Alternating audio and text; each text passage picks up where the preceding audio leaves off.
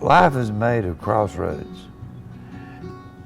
You don't have to have nothing to start with except for desire. And I mean a real desire means that you get up every morning and you work as hard as you can work all day. Living with my grandmother and granddaddy, when they got older in life, Mother and Daddy moved out away from the farm. But I got a love for the farm during those days when I saw what my granddaddy and grandmama did and how much they loved farming. And that instilled in me a love for the land and the animals.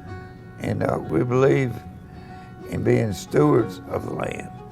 We are proud of what we do, and we're proud to be a part of an industry that is feeding and clothing the world.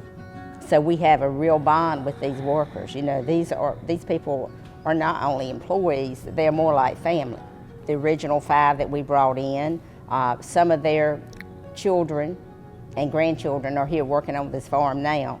And we knew what their problems were. They could come to us like friends as opposed to employee-employer. So we feel like we're still challenged with that stewardship to maintain the farm.